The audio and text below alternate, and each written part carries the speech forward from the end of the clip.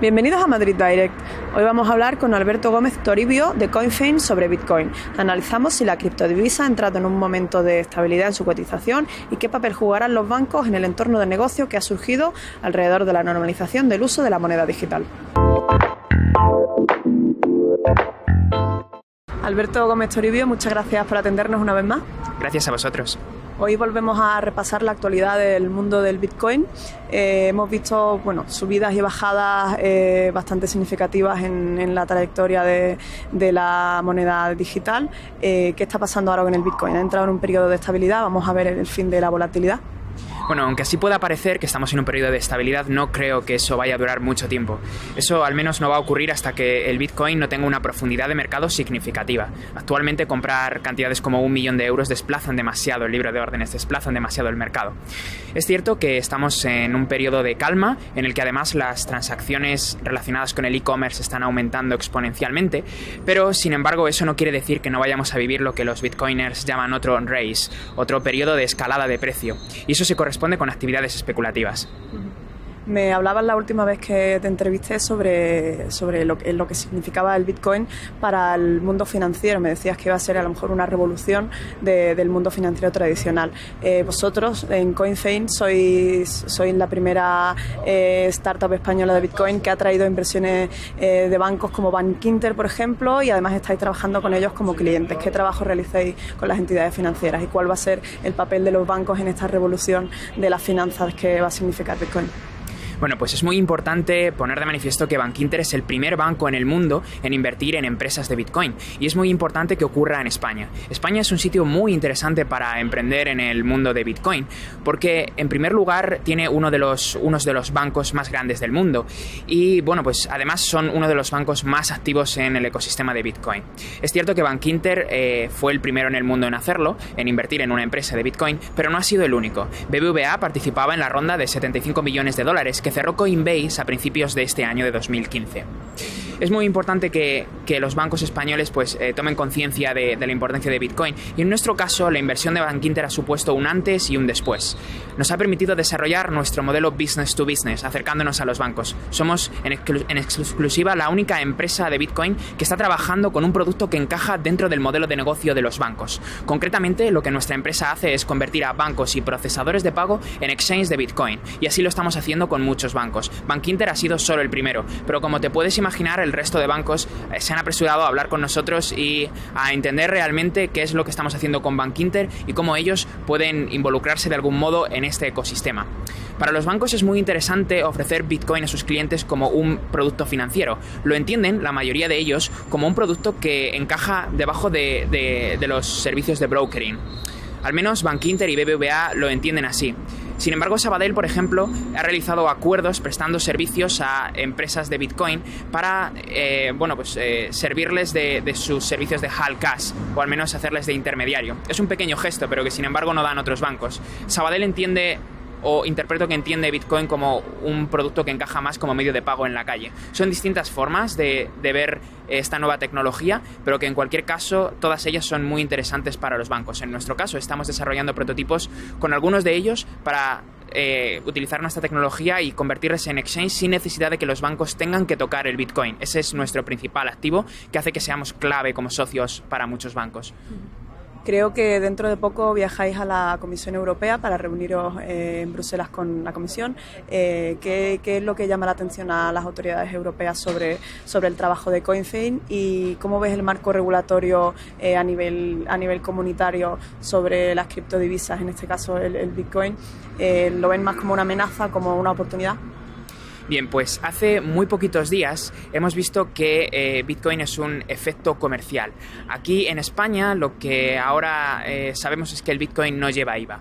Hemos visto muchísimas noticias, muchísimas novedades en torno a Bitcoin y España es un sitio muy interesante porque el Bitcoin encaja perfectamente en la regulación. La prueba de ello es que nosotros constituimos CoinFein con Bitcoins como capital social y eso pudimos hacerlo gracias a que demostramos que el Bitcoin es un objeto de derecho real, es decir, es algo que de lo que tengo la titularidad. Ningún objeto digital tiene esta propiedad. El Bitcoin, en cambio, sí que la tiene. Quedaban otras aristas, otros corner case que pulir, como por ejemplo qué ocurre con el IVA. En el caso de España, ahora, y gracias a esta resolución a esta respuesta a una consulta vinculante de la agencia tributaria, que se basa además en una resolución europea, sabemos que el Bitcoin en España no lleva IVA, como ocurre en otros países como Reino Unido. Esto es muy, muy importante.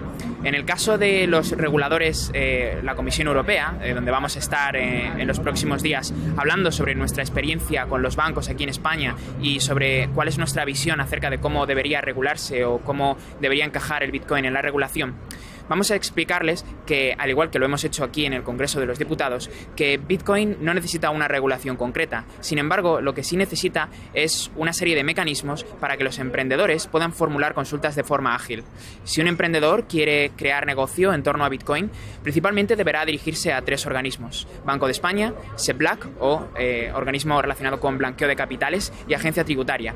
En muchas ocasiones, las respuestas que se reciben de estos 3 organismos no siguen la misma línea, de manera que no son consistentes. Crear una oficina para la innovación de las finanzas, como ha ocurrido en Reino Unido, es algo muy positivo y es algo que queremos trasladar a la Comisión Europea, más allá de que se cree un libro verde para empezar a estudiar el tema o se creen directivas concretas.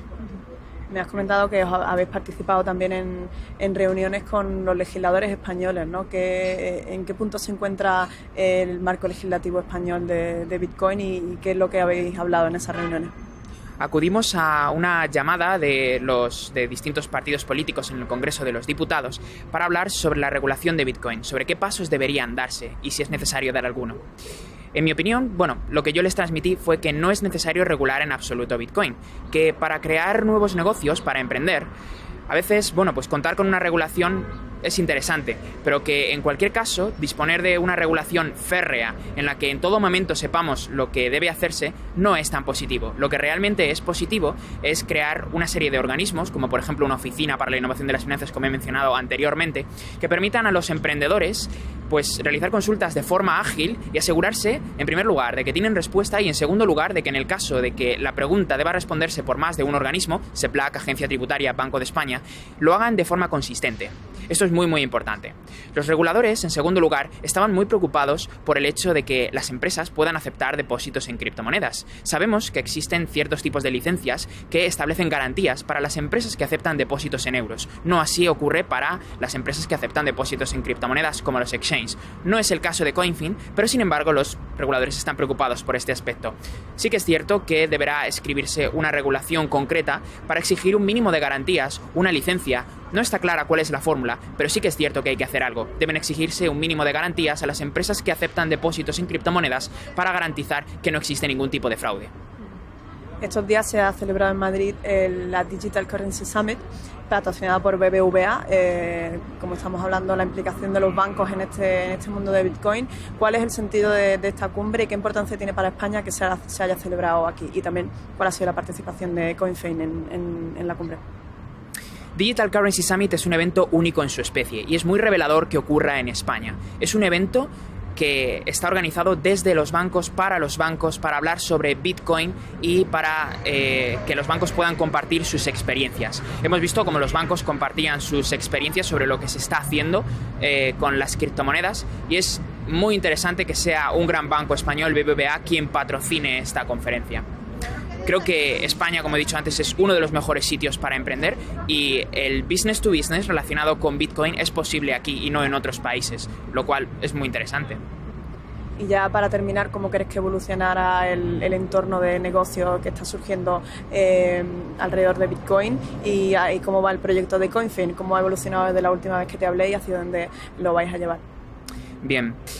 En Bitcoin estamos oyendo casi todos los días que tiene muchísimas similitudes, muchísimos paralelismos con el inicio de los negocios de Internet, la era de las .com.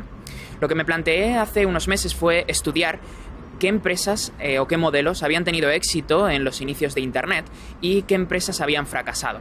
Lo que descubrí fue que podría parecer una buena idea, por ejemplo, montar una página web que se dedicase a vender pizzas por Internet. Tiene sentido ahora, pedimos pizzas por Internet, también lo tenía en el 95.